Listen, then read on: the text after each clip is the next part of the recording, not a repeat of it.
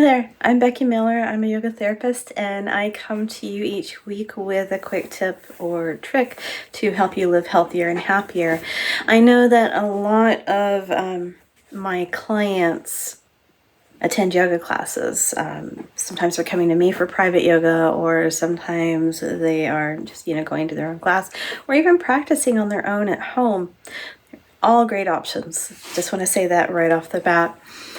Something that I always put in my classes or in my one-on-one sessions is Savasana.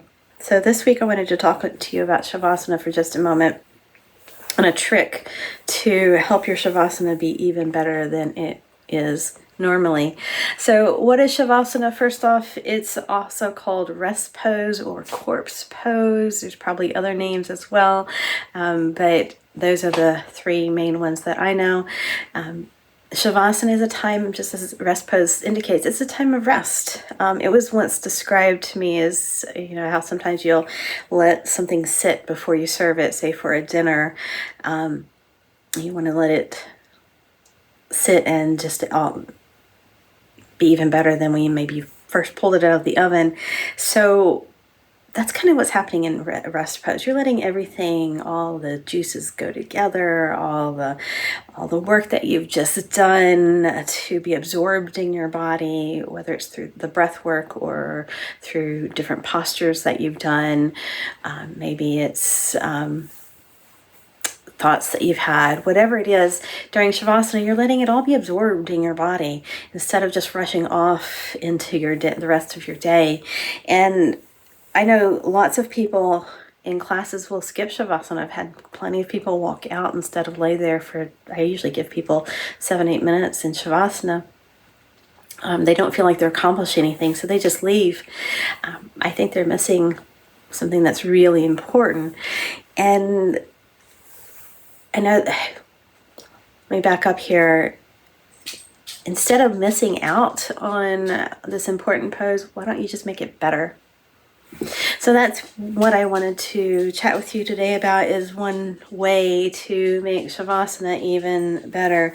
And, you want to get yourself comfortable on the ground. You want to maybe put something under your head or your knees if you need to, in order to make yourself be more comfortable so that you can lay there without fidgeting, without feeling like you need to move. That's step one. Now, the next thing I suggest, and all my private clients get this, I don't carry bags around with me to my classes, but all my private clients definitely get this, and that is to cover your eyes. Now, how you cover your eyes, it could be with a scarf that you've worn to class. It could be I've had people use a sweater that they don't feel like they need. They don't need to be warm, so they just cover their face with that. I've had people use socks, which may or may not be a great idea, but I've seen people use hats, whatever they have handy, in order to cover their eyes. And a popular item is always a eye pillow. This one is a little bit overfilled, so it's a little heavy, but an eye pillow is a great way to cover your eyes.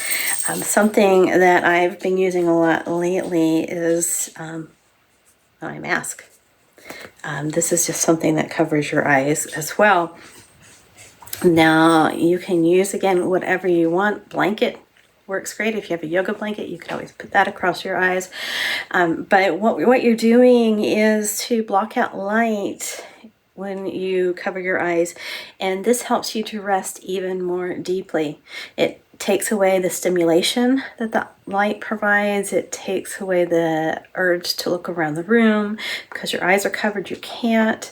Energetically, just putting your hands over your eyes can feel really good. You can do it right now. It can feel really good to take away the stimulation of the world. So that's what you're doing when you lay on the floor and cover your eyes. Whether it's, again, with any of those things that I mentioned, whether it's the eye pillow or an eye mask, a sleep mask, whatever it is, cover your eyes to take away the stimulation of the world. You'll be able to rest more deeply. your body and your eyes will really thank you. So just a quick caveat though about whatever you're using to cover your eyes. Like I said, this eye pillow is a little bit overfilled, so it can be a little heavy on the actual eyes, the eyeballs, especially if you wear contacts. You may not want to have that much pressure on your eyes. So something lighter is better than something heavy. So when I use this eye pillow, I think it's filled with flaxseed.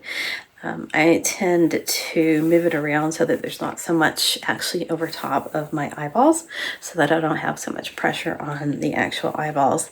But yeah, something light is great to cover your eyes. So find something, if you're going to a yoga class, find something that you can easily carry with you, whether it's a scarf or your own sleep mask, whatever it is. Find something, stick it in your bag, and try it. Next time you do your Savasana, give yourself that lack of stimulation, and notice how your body, through the eyes that is, notice how your body reacts to that. It is a great way to just improve your Savasana. So that's all I have for you today. Yeah, if you have any comments, leave them below. Happy to chat with you. And remember, it's never too late to live healthier and happier. Just have to take that first step, and it might be just using an eye pillow. All right, I'll see you again next week. Bye for now.